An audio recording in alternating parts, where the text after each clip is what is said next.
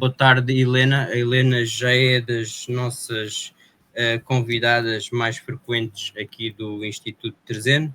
Boa tarde, Helena. Antes de mais, é um prazer estar a falar consigo novamente.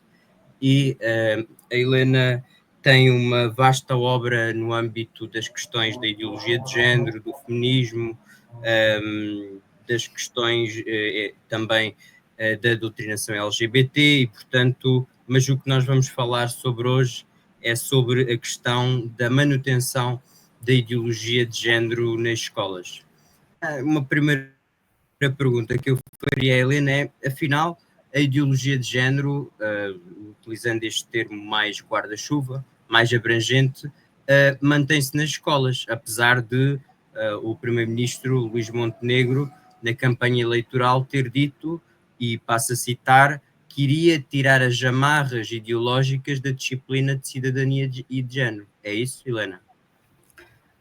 Olá, Vasco, muito boa tarde. É um privilégio estar mais uma vez aqui a conversar contigo e obrigado ao Instituto Terzeno por me convidar mais uma vez. Respondendo à tua pergunta, sim, é verdade que o Luís Montenegro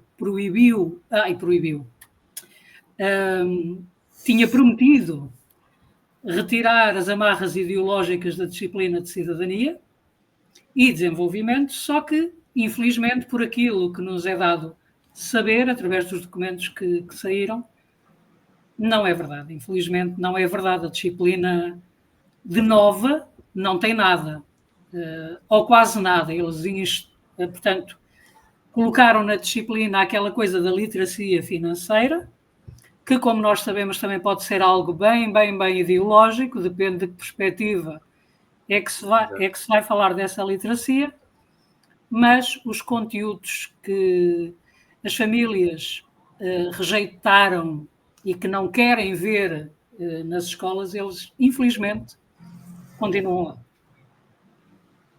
Ou seja, isto é um bocado como, e fazendo aqui uma analogia, é um bocado como a questão da imigração, quer dizer, os portugueses votaram para ter menos imigração, o Tribunal Constitucional chumbou as normas nesse sentido. Os portugueses votaram para ter um governo em cuja formatação ideológica e em que a ideologia de género não entrasse dentro das escolas, e o que tiveram foi exatamente o contrário.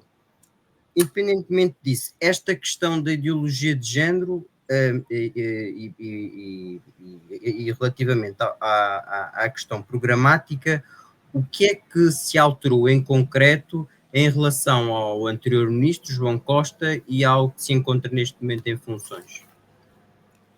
Daquilo que me é dado ler, nada. A não ser o facto de estar mais escondida atrás de palavras que eu considero palavras máscaras, como direitos humanos, educação sexual, diversidade e inclusão. Portanto, na verdade, e nós já passaremos aos documentos, creio eu, mas na verdade não mudou praticamente nada, apesar de o ministro ter dito numa entrevista que não se iria abordar a questão da identidade de género, porque é uma questão complicada, controversa e tal, mas na verdade as palavras estão lá, a ideologia está no programa, alegam que irão apresentá-la mais tarde, já no segundo, terceiro ciclo, mas a verdade é que eu saiba, as associações LGBTQIA+, ou seja, as entidades independentes, continuam a poder entrar na escola para as famosas AECs, para falarem de violência no namoro, de direitos humanos, de uma série de palavras mantra, digamos assim, sob a qual eles acabam sempre por ir buscar a ideologia de género e encher a cabeça dos miúdos de ideologia de género. E não deve ser por acaso que atualmente em Portugal há 11 pessoas a mudar de sexo ou a fazer a transição, como eles lhe chamam, por semana. E as tais atividades em que muitas das vezes até sem o próprio consentimento dos pais, as crianças vão a espetáculos ou a teatros onde lhes é apresentado conteúdo pornográfico, ou mesmo drag queens em espetáculos menos aconselháveis, menos, como é que eu ia dizer? Menos próprios para a idade. Menos próprios para a idade. Eu costumo dizer que são próprios para adultos e adultos que têm uma determinada visão de mundo, não é? E claro, alguma, sei lá, perversidade na forma como olham para certas coisas da vida, não é? Mas sim, eu no documento não vejo nada que impeça as escolas de levarem as crianças a eventos fora da escola em que eventualmente possam ser confrontadas com conceitos ideológicos de género, não é? Como tem acontecido há uns anos a esta parte. Mesmo grupos de teatro, etc., que acabam sempre por colocar a ideologia de género como pano de fundo quase tudo aquilo que estão a fazer, desculpa, para as escolas. E do que a Helena vai vendo e do que vai recebendo em termos de queixas de pais, porque eu depois calculo que os pais mais conscientes provavelmente entram em contacto consigo ou com a associação, ou até a Helena vem a saber, porque estes eventos depois alguém acaba por deitar cá para fora o que acontece. Isto, em termos geográficos, há uma predominância em alguma zona, nas principais áreas metropolitanas, mesmo no interior também acontece este tipo de situações? Acontece, sim, senhor. Pois. Acontece um pouco por todo o país. Eu acredito, como já disse várias vezes, que haja uma ou outra direção de escolas que não permita que certos conteúdos entrem. Eu acredito que haja, são cada vez menos, não é? Uhum. Infelizmente, os maiores agrupamentos permitem e até incentivam a que esta ideologia seja de facto apresentada aos alunos, e sempre foi sem o conhecimento dos pais, porque os pais que costumam dizer que até concordam que a educação sexual seja dada nas escolas, a maior parte deles não faz ideia de quem são os autores dos manuais da tal educação sexual, e nem sequer de como essa educação sexual é administrada nas escolas.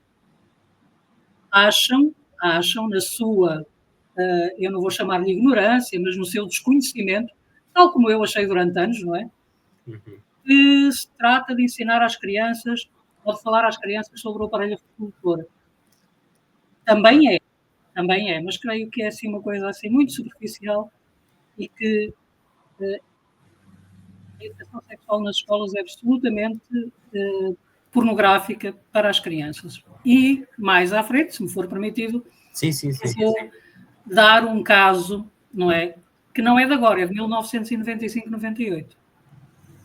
Ok. Portanto, um caso, se a Helena quiser adiantar... Um caso conhecidíssimo de toda a gente, mas eu acho que às tantas começávamos por falar sobre as aprendizagens essenciais de cidadania e desenvolvimento que chegaram já às escolas. O documento seguiu, portanto, ontem um novo manual, não é? Um novo manual de como... Não, já são só diretrizes, ainda não há manual. Ok. Isso é de como é que os professores devem agir no que diz respeito aos conteúdos da educação sexual na disciplina de cidadania, é isso?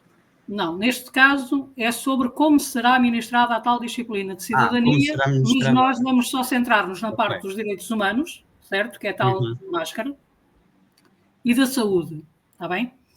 Então, sobre direitos humanos, o documento diz o seguinte: primeiro ciclo, portanto, 5, 6, 10 anos, tá? Identificação de estereótipos ligados a papéis de género na família, escola e sociedade. Primeiro, estereótipos ligados a papéis de género. Já está aqui a palavra género a substituir a palavra sexo, penso eu, não é? Isto tem a ver com os papéis correspondentes a cada sexo, não é? E o que é que são os estereótipos? Portanto, eu acho que isto para crianças muito pequenas, de 6 a 10 anos, não faz sentido rigorosamente nenhum, não é? Pronto. E através da palavra género... Claro, conteúdos obrigatórios. Sim.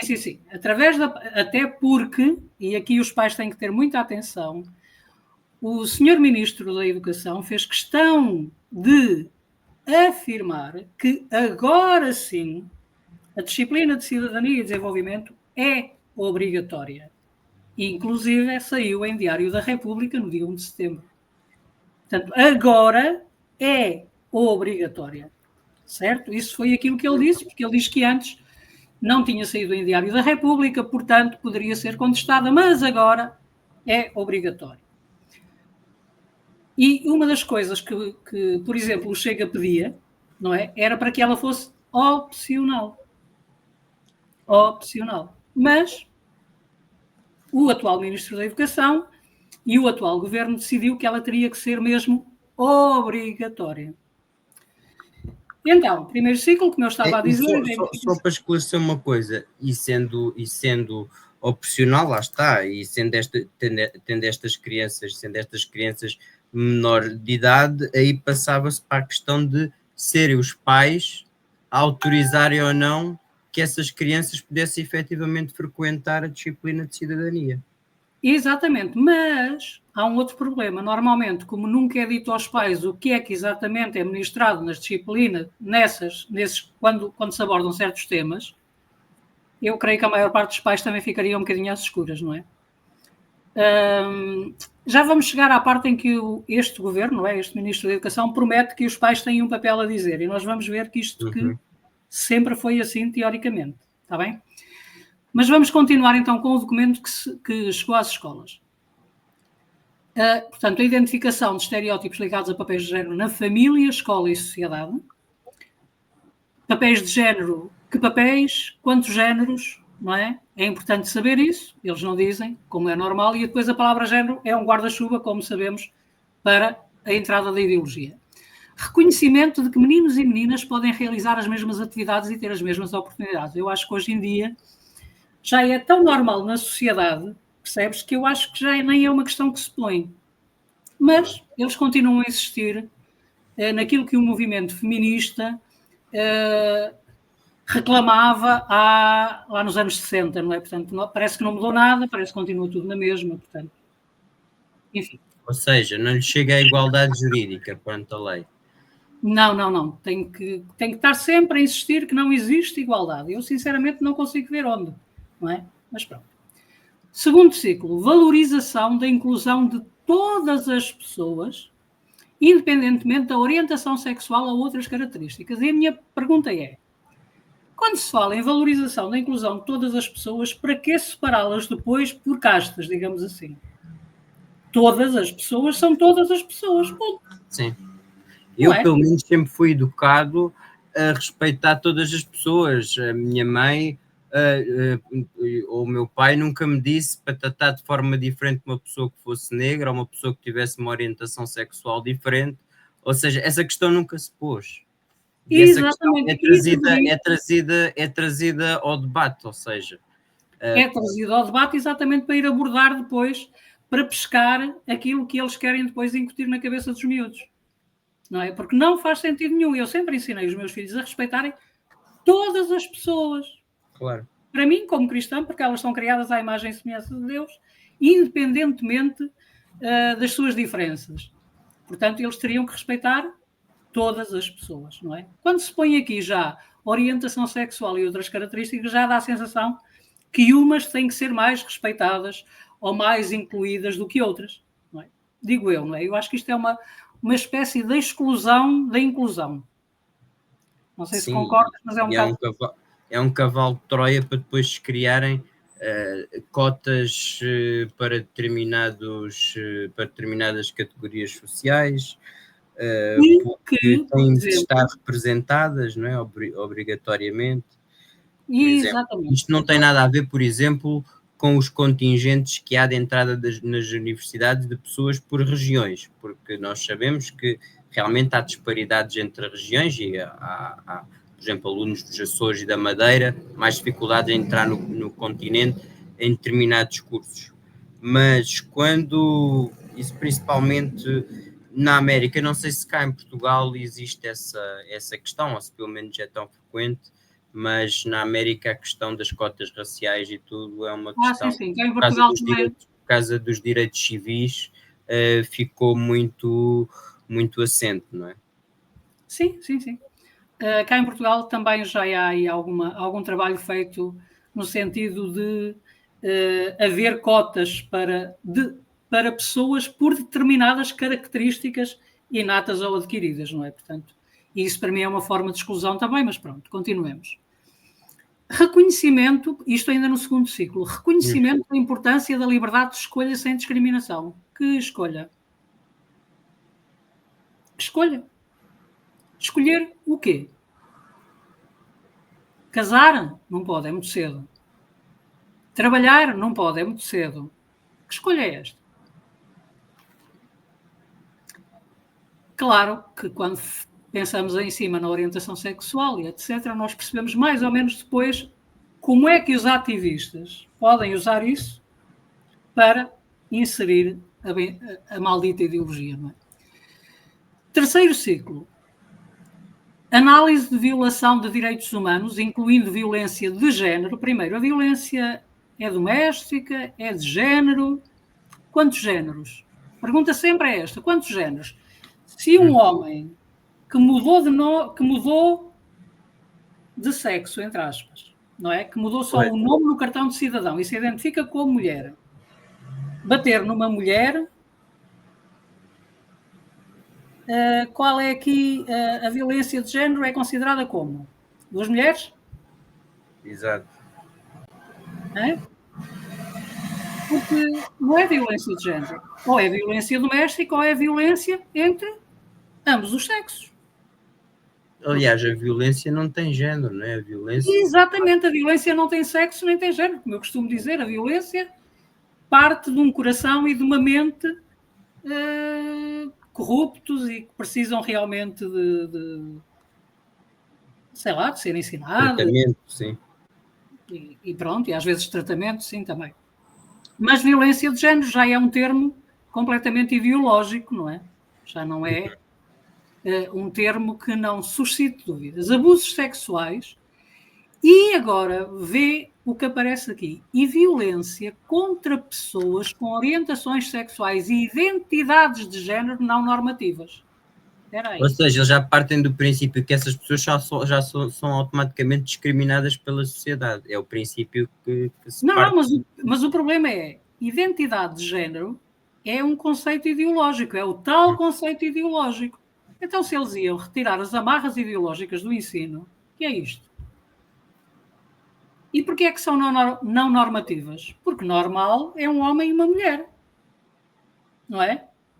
Eu creio que uma das diferenças, principalmente num dos manuais que eu vi, é que é a forma mais explícita como os conteúdos antes estavam e agora acabam por estar lá na mesma, mas estão mais escondidos. Porque exatamente, antes, que é isso que eu também disse no início. Eu recordo de um manual qualquer em que a introdução dizia identidade e sexo, identidade e qualquer coisa, género e isto. Ou seja, tinha sempre lá essas palavras, já no índice, e permitia, de certa forma, saber que tudo se relacionava com aqueles conteúdos e que estavam lá, e que a ideologia de género ou que esse conteúdo se encontrava lá. Agora, por aquilo que a Helena me está a falar até agora, esses conteúdos encontram-se lá, mas para quem vá já, portanto, entre dentro dos assuntos, não é? Ou seja, gato escondido, com o rabo fora. Sim. Para o comum mortal, para grande parte dos pais, possivelmente eles não conseguem ver ali nada de errado. Mas a ideologia está ali. Está toda ali. Portanto, depois fala do ensino secundário, eu acho que nem vamos falar disso, porque só lá, pelos vistos, é que vão estudar instrumentos jurídicos como a Convenção de Istambul, combate à violência contra mulheres e violência doméstica. Portanto, violência de género e violência contra mulheres devem ser coisas diferentes. Não é? Uhum. E violência doméstica. Então, agora vê. No terceiro ciclo fala sobre violência de género violência de género, não é? E no ensino secundário fala sobre violência contra mulheres e violência doméstica. Afinal, estamos a falar de quê? Quando falamos de violência de género, do que é que estamos a falar se depois, no ensino secundário, se vai falar de violência contra mulheres e violência doméstica? E depois também os conteúdos são muito repetitivos, ou seja, dá a impressão que não há mais nada para falar. Passam a vida toda a falar destas coisas, não é? E, entretanto, estamos como estamos, lá com, segundo lá o barómetro de PISA, não é? Em que Sim, sim. estamos cada vez pior em tudo, nunca tivemos tão maus resultados a matemática como este ano, por exemplo, mas o que interessa é isto, não é? Isto é o que é. E depois tem uma proposta de iniciativas para promover a igualdade e a justiça social. Mais uma vez, ideologia, porque a justiça social de esquerda é puramente ideológica, baseada no marxismo. Claro. Não é? A não ser que eles vão falar de outra, continua a ser ideológica. Deixa-me voltar um bocado atrás, porque a Helena há bocado falou na questão dos manuais e de quem faz estes manuais. O facto de serem ou autores feministas ou autores que se inspiram na doutrina feminista ou em autores feministas. Neste tipo de manuais, normalmente, quais é que são as maiores referências? É a Simone de Beauvoir, é Firestone, quais é que são? A Judith Butler, é o Alfred Kinsey, é o Freud, não é? É a Planet Parenthood, a Internacional Planet Parenthood, que é só a maior clínica de abortos do mundo. Exatamente, e tem uma série de franchisings, digamos assim, não é? Como a Associação do Planeamento Familiar em Portugal. Mas eu ainda não sei quem é que vai fazer estes guiões, porque os guiões ainda não estão na escola. Para já só estão as diretrizes do documento que lá chegou, que é aquilo que eu estou a ler, não é? Mas deixa-me só agora passar para outro quesito, que é a saúde. Não é? Nós estávamos a falar sobre direitos humanos. Em direitos humanos tem aquilo que eu disse, não é? Agora, na saúde... Já que venha aí as palavras saúde sexual e reprodutiva, não é? Espera aí que já vais ouvir, está bem? Vamos devagar. Primeiro ciclo.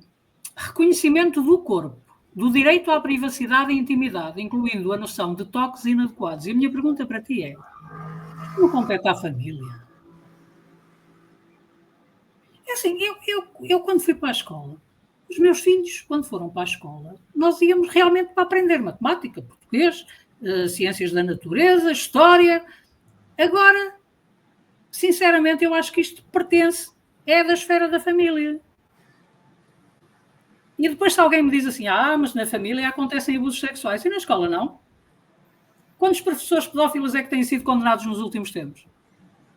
Pois. E não é por um crime, é por centenas deles. E eu pergunto, não se está a dar aso a isso?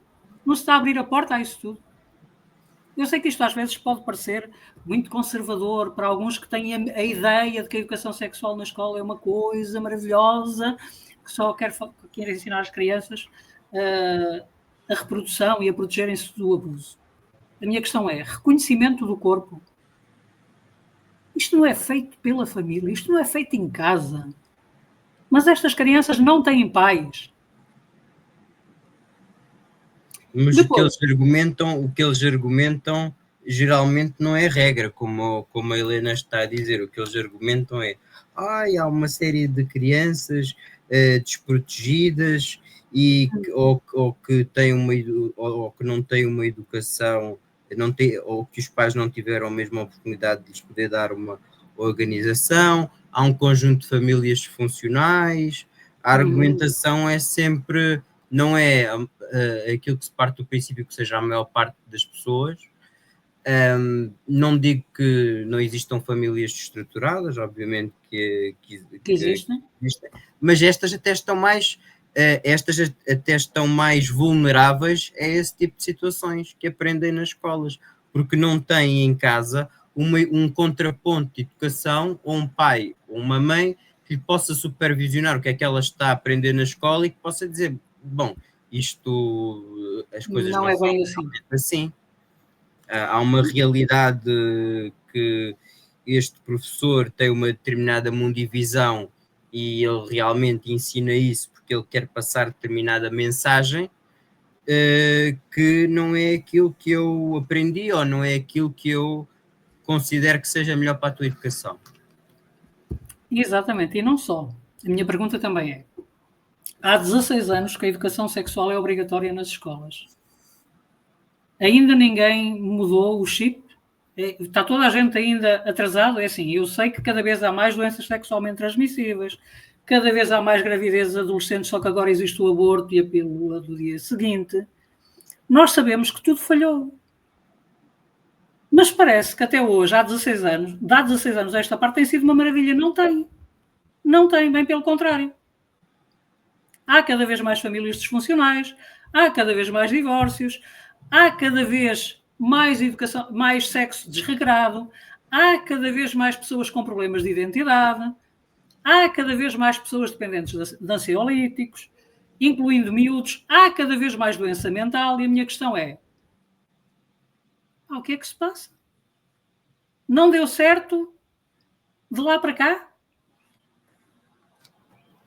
É que parece que os resultados dizem-nos que não.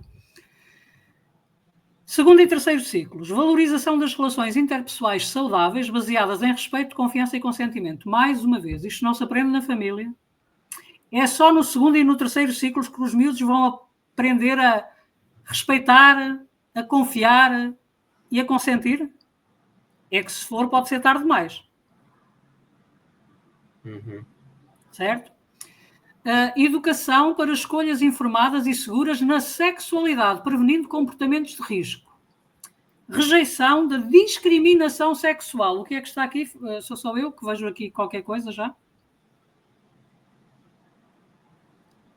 Rejeição da discriminação sexual. O que é discriminar sexualmente? É dizer aos miúdos do segundo e terceiro ciclos que não têm idade para andar envolvidos sexualmente, por exemplo? Que deviam estar focados em aprender o que precisam, não é? Para a vida, e não andarem ali com orientações e desorientações e envolvimentos e pílulas e pílulas do dia seguinte e preservativos. Não deviam estar preocupados com isso. Honestamente, não deviam. Claro. E depois, no ensino secundário, mais uma vez, não é? Temos então a promoção de relações afetivas e sexuais saudáveis, com base em consentimento, confiança e ausência de discriminação. Identificação de aspectos positivos nas relações sexuais e afetivas. Reflexão sobre saúde mental, equilíbrio emocional e bem-estar coletivo. Olha, talvez se desse mais, se concentrasse as questões da saúde mental, que realmente... Desde o início, não é? Sim, pelo que a Helena falou agora, era uma questão que só ela resolvia uma série de aspectos que estão a ir para trás, não é? Exatamente. Mas não, começa-se a casa pelo telhado e depois vai-se consertar a desgraça. Exato. Não é? Exato. Ok. O documento introduz a educação para a sexualidade e a igualdade de género como parte central das aprendizagens essenciais de cidadania e desenvolvimento. E desde cedo promove-se a desconstrução de estereótipos de género e a defesa da igualdade de oportunidades. A partir do segundo ciclo, há maior enfoque na orientação sexual, diversidade e liberdade de escolha. Então é assim, desculpa, mas não muda praticamente nada, só está mais camuflado. Isto dependendo do tal manual, que parece que vai ser só um, que sairá no final do ano, em princípio, não é? Vamos esperar para ver como é que ele se apresenta, mas já sabemos que vai estar lá tudo. Além de que, por exemplo, eles falam aqui de saúde em contexto escolar, certo? Uhum. E então, uma coisa muito interessante é isto aqui. Em 2017, saiu o Referencial de Educação para a Saúde, que é um manual de ideologia de género puro e duro. Inclusive, tem a assinatura do ex-ministro da Educação, Dr. João Costa, não é? E na página 7, lia-se o seguinte: a PES, enquanto uma das dimensões da educação para a cidadania, reveste-se de particular importância para o sistema educativo, uma vez que constitui uma área de conteúdos presente em todos os níveis de educação e ensino em diferentes disciplinas, em diferentes disciplinas, desculpa. Enquanto temática transversal e transdisciplinar pressupõe uma interpretação em espiral, todas as suas áreas interligadas, tal. E aquilo que o Ministro da Educação realmente diz, e aquilo que o documento que chegou à escola diz, é que o atual Executivo não trabalhará a educação sexual isoladamente, mas em articulação interdisciplinar com outras disciplinas, em especial português, história, biologia, ciências naturais, matemática, etc. Ou seja, sempre que conteúdos de cidadania, como saúde sexual e reprodutiva inclui aborto. São tratados noutra disciplina, as aprendizagens essenciais fazem a ligação, reforçando coerência curricular. E ele fala disto como se fosse uma novidade. Não é. Não é, porque já lemos no referencial de educação para a saúde, na página 7, num documento com a chancela do ex-ministro da Educação, está lá em todos os níveis de educação e ensino, em diferentes disciplinas, transversal e transdisciplinar. Portanto, nada de novo, certo? Certo.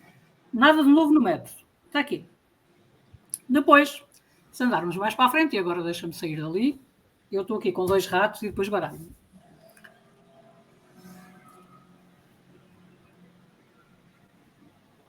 Dizia ainda o referencial de educação para a saúde de 2017 que as competências devem ser desenvolvidas transversalmente em todas as áreas curriculares. Que disciplinas? Aquelas que nós acabámos de falar naquele documentozinho que chegou às escolas agora. Ou seja, já não bastava ter a disciplina isolada, de forma isolada, como ainda ter... Sim, mas sempre foi. Mas isso sempre foi, estás a perceber, Vasco? Aquilo que é preciso percebermos é que não mudou nada. Vai continuar a ser como era. Por exemplo, há 2 anos, eu creio que foi há 2 anos, porque isto agora o tempo parece que passa tão rápido que uma pessoa até fica assim meia... Mas eu creio que foi há cerca de 2 anos. Ou então foi no início do ano passado. Uma professora de português ia dar a segunda hora de português, quando veio a diretora de turma e lhe disse para levar os miúdos para o auditório para assistir àquele vídeo da família Biscoito, promovido por uma associação a amplos de pais de crianças transgênero, que querem que toda a gente, que todos os outros miúdos fiquem como os filhos deles. Ponto. Pois. São ativistas.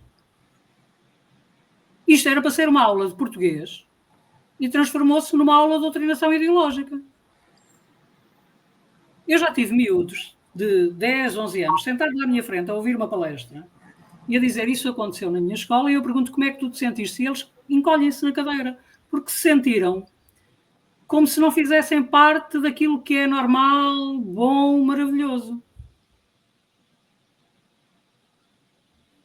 Ou seja, palpita-me que vai continuar tudo na mesma. Mais uma coisa. Voltando à nova disciplina de cidadania, somos informados do papel da biologia e das ciências naturais.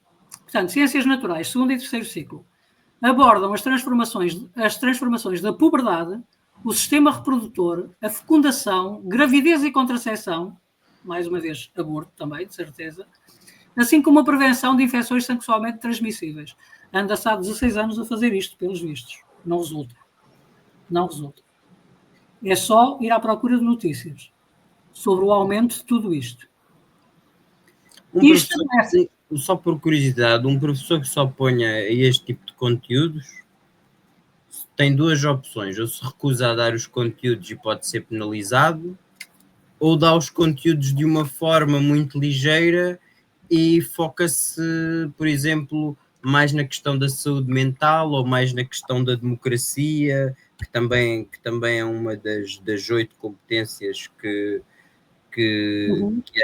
era abordado que era um dos conteúdos da Estratégia Nacional para a Educação e Cidadania, ou fala mais na questão da literacia financeira. E o que é que isto adianta àqueles miúdos que são emboscados em sala de aula e que não têm professores que fazem isso? Pois. Ou seja, mesmo que existam esse tipo de professores, não é? Há uma cúpula miúdos continuam, exatamente. em que sujeita, ou seja, a questão central é que a ideologia de género, a questão de género, a identidade sexual, todos esses tipos de palavras, etc., aquilo que dá a ideia é que é uma vaca sagrada do próprio regime em si. E é uma vaca sagrada do próprio regime porque é imposto por Bruxelas, não é? Pela Organização Mundial de Saúde, etc., não é? É a Agenda 2030, não é? Exatamente. Cujo um dos objetivos é reduzir a população mundial e, portanto, se tiver mais pessoas que não se possam reproduzir, como nós sabemos, a maior parte desses tratamentos levam a que as pessoas fiquem estéreis, e, portanto, é ir seguindo todas essas agendas. Agora, queria fazer uma pergunta de uma forma mais geral. Sei que a Helena se foca sobretudo no caso português, mas conhece algum país, ou isso talvez tirando a Hungria, mas pouco mais, que realmente tenha conseguido com sucesso contrariar as políticas que emanam de Bruxelas, nomeadamente relativamente a esta questão? Então, tirando a Hungria na Europa e depois todos os países orientais, não é? Porque só a Europa está mergulhada nesta desgraça, não é? E o Brasil também. Na verdade, há países que estão a retroceder na questão das afirmações, das terapias afirmativas da identidade de género, não é? E já tivemos isso na Noruega, na Suécia, na Finlândia, no Reino Unido, Finlândia, Noruega. Em França já há também um retrocesso naquilo que é afirmar a identidade de género dos miúdos e partir para tratamentos médicos, certo? Por causa do relatório do CAS Report, o relatório CAS que saiu em Inglaterra no final de 2023, ao início de 2024, eu que peço desculpa porque é que me digo, o tempo passa tão depressa que eu perco um bocadinho a noção das datas. Levou a que, por exemplo, o governo do anterior primeiro-ministro, do Sunak, tomasse a decisão de que nas escolas não se falaria sobre as questões de género até, pelo menos, aos 14 anos. Porque no Reino Unido houve uma explosão de crianças a identificarem-se como transgênero, certo? E a explosão em cerca de 4 anos aquilo aumentou a cerca de 3.000 e tal %, não é? Sendo que a maior parte foi com meninas, foram meninas a revelar-se, não é? E os números eram avassaladores. A Tavistock, que era a clínica que fazia operações de transição de género nas crianças, que medicava menores de idade, foi fechada. E neste momento há um processo de 1.000 jovens adultos arrependidos contra o Estado, contra os médicos e contra todos aqueles que os afirmaram positivamente e que os mutilaram e que lhes deram cabo da vida, não é? Pois. Estamos a falar de 1.000 miúdos num processo conjunto contra o Estado e contra aqueles que os encaminharam para aquilo que eles hoje consideram ser o maior erro das suas vidas. É interessante como isso só acontece com a população europeia, não é? Mesmo os imigrantes que vêm de fora, etc., não há desse tipo de problemas, não é? Exatamente, e depois também é muito interessante como é que só aqueles presidentes e aqueles primeiros ministros de países que não aceitam esta agenda é que são todos de extrema-direita e são todos uns perversos e uns malvados, e enfim, não é? Só esses é que são maus. Os outros são todos uma maravilha, como nós sabemos. Pois. Não é? Portanto, isto claramente é uma agenda. Olha, por exemplo, eu soube ontem, e soube por parte de pessoas que estão ligadas ao jornalismo, neste momento na Alemanha, eu não sei se ouviste falar daquele caso de um homem, que eles até dizem que é nazi, não sei se é nem se não conheço, que eles dizem que é um nazi, que foi preso por um crime, não sei se de violação, se de homicídio, não faço ideia, e que se identificou como mulher e foi preso na prisão das mulheres. Sim, sim. Soubeste? Sim. Esse caso, neste momento, está a levar a Alemanha a entrar num processo de revogar a lei aprovada ao ano passado, em 2024, que é a Lei 38 que nós temos cá, aprovada desde 2018. Uhum. Ou seja, a Alemanha, no espaço de um ano, porque nós fomos dos primeiros países a aprovar aquela miséria. Pois. O direito à autodeterminação de género, não é? Nós fomos dos primeiros países a apoiar aquela miséria, não é? E então, a Alemanha, que a aprovou o ano passado, já está a querer revogá-la. Nós, em contrapartida, na prisão de tiros, temos homens que se identificam como mulheres e parece que é um forró-badó lá na prisão. Quem é que fala disso? Falou um canal qualquer de televisão, que eu não sei dizer qual foi, porque nem vi a reportagem, só vi alguém a falar sobre a reportagem. Mas o mais incrível é que os jornalistas acham muito bem que as pessoas andem ali todas no forró-badó na cadeia. Pois. Porque há lá homens, não é? Que se identificam como mulheres e que mudaram de nome e de sexo no cartão de cidadão, mas continuam a ter relações sexuais com mulheres. São lésbicos. Ou não, claro.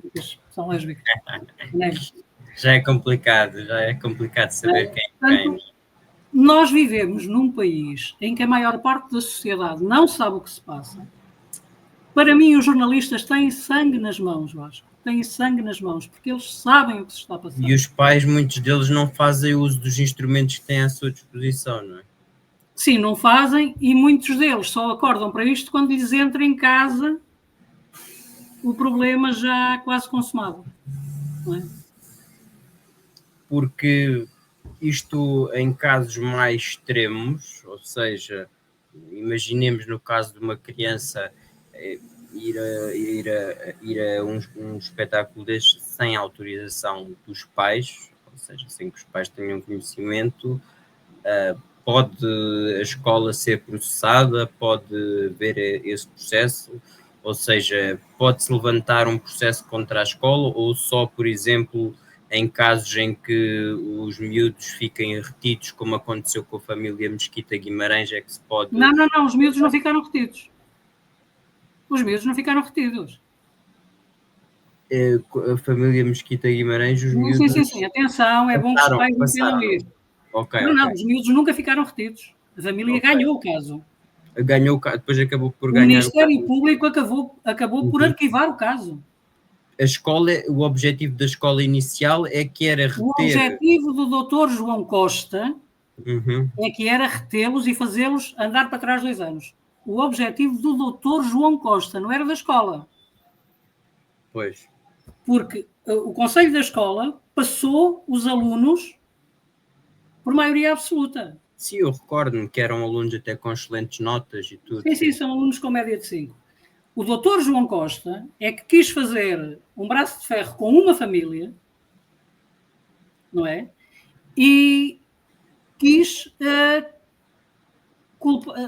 destruir praticamente a carreira académica daqueles miúdos, não é? Ou tentar impedir a progressão deles, não é? Quando já só um é que está, entrou agora no 12º, os outros estão todos na universidade, alguns já estão formados, outros o que entrou o ano passado passou para o 2º, ou seja, eles nunca chumbaram, são alunos de excelência, que sempre estiveram no quadro de excelência, não é?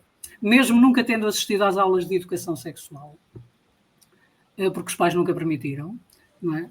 Mas o Dr. João Costa é que quis fazer daquela família um exemplo para os outros não se atreverem a proteger os seus filhos. Mas, Helena, eu já vejo pais, não sei se será uma minoria, mas pelo menos já vi um ou outro caso em que nesse caso os encarregados de educação têm conhecimento prévio que há esse tipo de sessões e no dia em que há esse tipo de sessões, por exemplo, levam os filhos a passear, vão dar uma volta com eles. Muitos. Já esse tipo de reação, não é? Os que sabem. Pois. Os que sabem, porque normalmente não sabem. Que é uma das formas de contornar essa situação, não é? É uma das formas, mas normalmente não sabem, porque normalmente não é descrito o que vai acontecer. Vamos ver... Por exemplo, Olha, ainda dava o programa Deus e o Diabo na TVI e o Muniz ainda estava na TVI. Quando um miúdo de 9 anos foi levado a ver uma peça no CCB, ali no Estoril, o título da peça era Pink and Rose. E a família, a escola mandou o papelinho se a família permitia que o aluno se deslocasse a turma, não é? O aluno com a turma se deslocasse ao CCB para ver o que é que realmente era a peça, não é? Não é? Para ver um bailado. E a família, tranquilo, confia na escola, não é? Assinou. Claro. E então a peça era, enfim, o miúdo chegou a casa completamente quase a chorar, sem saber como é que havia de dizer aquilo, no caso aos pais e à avó. E contou que eram homens a dar beijos em homens, mulheres a darem beijos em mulheres, a simularem atos sexuais uns com os outros. 9 anos. Na escola do Estoril. Eu denunciei isso na altura. O Bruno Vitorino, na altura, era deputado do PSD e hoje também é. Foi ao programa Deus e o Diabo também para denunciar essa situação, só quase que não deixaram falar, não é? Que o Dr. João Costa quase que não deixava abrir a boca, não é? Que era o outro convidado do programa. Mas isto já aconteceu há uns aninhos, bem antes de Covid, não é? Recentemente, aqui no Norte, isso está num artigo meu que eu enviei para o Observador, creio que há 2 semanas, que era a resposta ao ministro João Costa, não é? Aqui no Norte houve uma peça de teatro em que os integrantes do grupo de teatro foram às escolas do primeiro ciclo explicar a crianças como é bom ser-se transgénero e as maravilhas de ser transgénero. Ou seja, isto é assim, Ponte de Lima e ali umas terriolas. O país e a política sociologicamente mudou, não é? Mas a cultura mantém-se. Isto é um bocado como aquela questão de que já o Olavo Carvalho falava muito nessa situação, de que não adianta ter um governo, até pode ter uma maioria absoluta de direita, mas se a cultura em si, se os instrumentos de propaganda do próprio regime continuarem, se essas organizações continuarem com as suas atividades sem ter qualquer tipo de problemas, e tudo isso, não é? Não, nada adianta, porque é assim, nós temos deputados que realmente falam nos assuntos, a Rita Matias tem falado, tem Sim, a sido Rita Matias, o José de Carvalho, muito em relação o próprio André Ventura, sem dúvida. O deputado Bruno Vitorino, o deputado Paulo Núncio também, ou seja, há deputados que efetivamente falam nessas questões e nesses assuntos. Só que nós viemos de bastantes anos em que essas políticas foram implementadas, que neste momento há formas dos pais mais informados se protegerem, mas não há forma neste momento de mudar o paradigma da educação, separando aquilo que é o ensino da educação. Não é? E não só. É assim, a única forma de se acabar com isto é cortar o financiamento. Ponto. É cortar o financiamento a quem faz avançar isto e financiar outras coisas que não visem emboscar as crianças e arrastá-las para uma espiral de destruição, de autodestruição. Não é? Porque isto mas uma criança que sente é uma coisa, certo? Fazer com que muitas crianças sintam é outra completamente diferente. As crianças podem sentir muitas coisas e podem achar que são muitas coisas. Podem achar que são super-homem, nem por isso as deixamos voar do 8º andar. Claro. Certo? As crianças podem achar muita coisa, tem que haver um adulto na sala. Quando uma associação de pais, de crianças trans, como eles lhes chamam,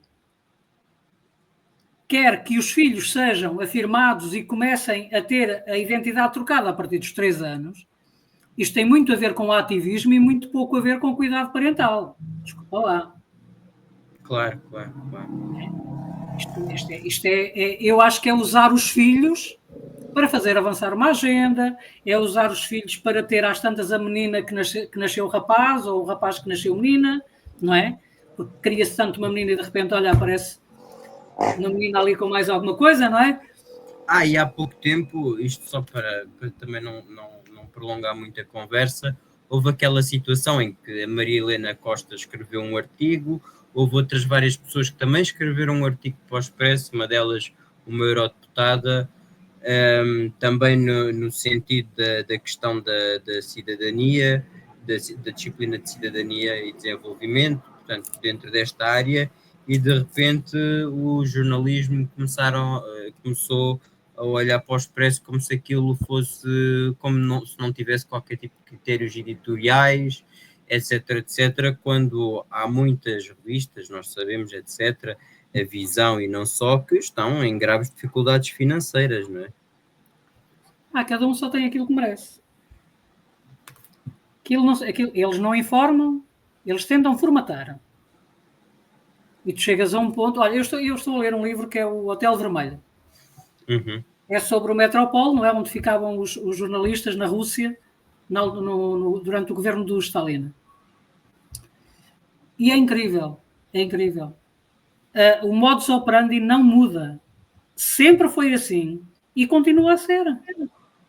A propaganda e a forma como os jornalistas fazem propaganda torna-se cada vez mais clara para as pessoas que ainda conseguem raciocinar fora da televisão, como eu costumo dizer.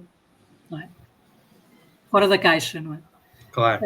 Porque eu acho que bom, nestes casos realmente são muito complexos, mas em certas e determinadas ocasiões também, se calhar, quando isso acontece e desgraça uma família, no fundo, é que os pais se dão conta do fenómeno. Mas até chegar aí, não é? Até chegar aí, a pergunta que a Maria Helena faz muitas das vezes é: os pais não estão atentos, ou os pais não acordam, ou acordem os pais, não é? Creio que uma das suas. Olha, deixa-me dizer uma coisa, Vasco. Na revista Sábado, há uns tempos, saiu uma reportagem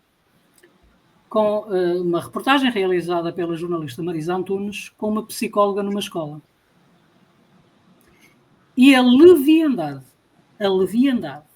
com que aquela psicóloga diz que denunciou uma família que não afirmou o filho de acordo com o género que ele autodeterminava. Que a psicóloga queria que ele se autodeterminasse dessa forma, não é? E que o filho foi retirado aos pais e ela vangloriava-se disso. Não é? E quando vejo que há mais psicólogos a adentrarem as escolas, sabendo que a ordem dos psicólogos portugueses é completamente woke e subscreve tudo isto, eu temo mesmo pelos miúdos, porque para um psicólogo, para uma psicóloga, é muito fácil, por exemplo, usar o recreio como aquela senhora usa, para se aproximar das crianças, ser muito amiga deles e para os instruir de acordo com a ideologia dela. Mas no fundo está a destruí-la, está a destruir essa criança, Sim, está a destruir em termos morais, está a destruir e depois mais tarde ou mais cedo vai acabar por destruí-la fisicamente e torná-la infértil, essa é que é a verdade. Sim.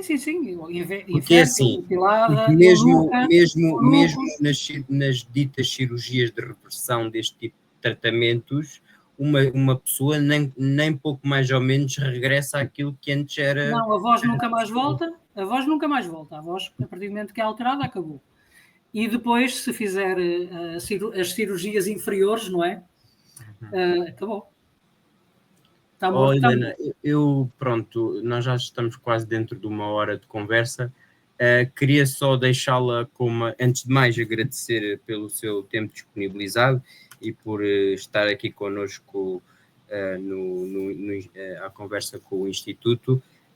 Para terminar, queria só que a Helena deixasse uma mensagem aos pais, como é que como é que podem agir perante perante determinados assuntos, e realmente o que é que está a faltar neste momento, ou seja, quais é que são os primeiros mecanismos de proteção quando há esta invasão do espaço educacional por parte das escolas? Olha, eu acredito muito que nós temos que prevenir, não é? Urge prevenir. E para prevenir, eu aconselho os pais a apresentarem o PIN parental já ou no início do ano escolar. E que podem encontrá-lo na Associação Família Conservadora. Podem encontrá-lo no site da Associação Família Conservadora, preenchê-lo, levar 2 vias, pedir que seja carimbado ou assinado, trazerem a segunda via carimbada ou assinada. Se a escola não aceitar, ou se recusar a aceitar, enviar por carta registrada com aviso de recepção e enviar e-mail ao mesmo tempo. Está bem? Okay. Isto é para prevenir. A partir do momento que a criança chega a casa a dizer que foi confrontada com este tipo de conteúdos, os pais só têm que pedir responsabilidades à escola porque apresentaram um PIN parental para que não fosse, não é? E como o Ministro da Educação diz que os pais têm uma palavra a dizer, embora depois ele diga que são os representantes dos pais, e se são as associações de pais, temos um problema grave, porque a maior parte delas está completamente tomada, e têm sido aquelas associações de pais que têm permitido que até hoje isto tenha entrado e avançado nas escolas. Portanto, aí poderemos testar se realmente aquilo que o Ministro diz, que os pais têm uma palavra a dizer, vamos ver se têm ou não. Claro que ele diz que eles têm uma palavra a dizer na elaboração dos conteúdos.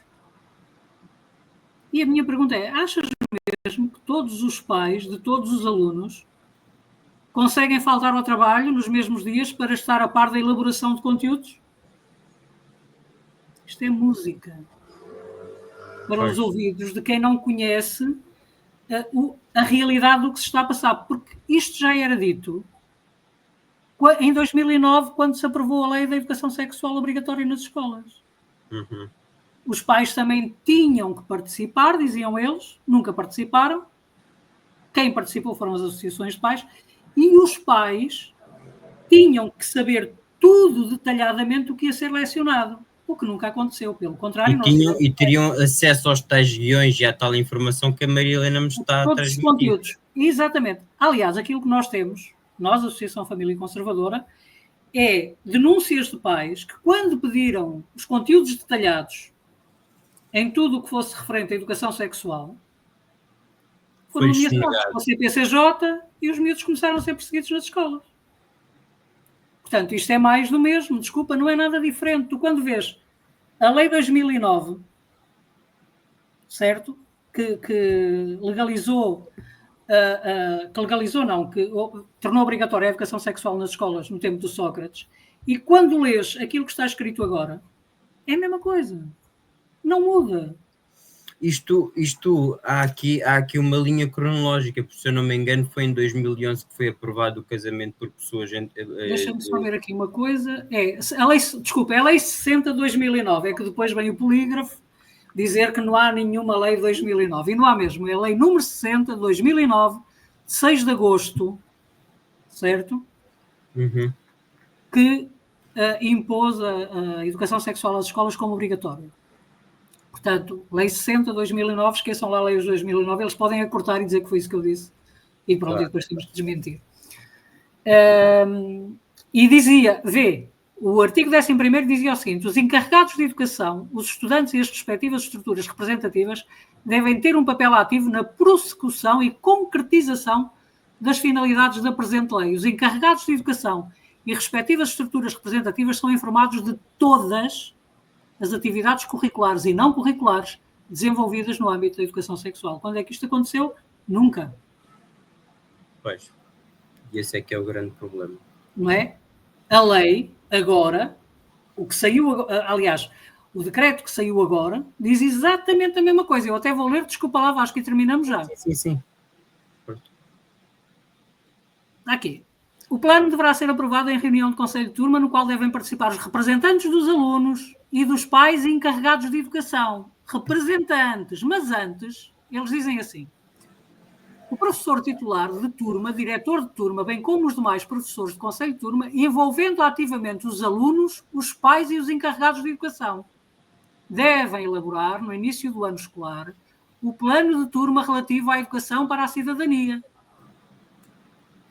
Mas depois, mais abaixo, o plano deverá ser aprovado em reunião de conselho de turma, no qual devem participar os representantes dos alunos e dos pais.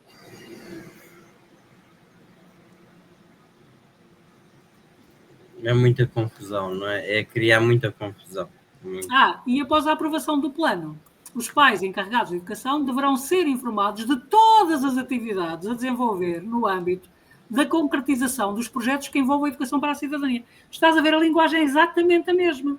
Claro, parece que copiaram e colaram, não é? Exatamente. Claro, tiraram do lado e colaram. Os pais têm que perceber isto. Há pais muito animados com a ideia de que são eles que vão decidir. Então, se são vocês que vão decidir, apresentem o PIN parental e vejam se são vocês que vão decidir ou não. E depois vamos ver se realmente os pais podem ter algum papel. Ou não decidem. Ou então é força, é o monopólio coercivo do Estado sobre as famílias, não é? É a educação estatal. Quem controla a escola governa o mundo, não te esqueças. Exatamente. E assim ficamos com esta última frase de Maria Helena Costa. Obrigado, Maria Helena. Eu é que agradeço. Até à próxima. Até à próxima. Se quiser. Obrigado a todos.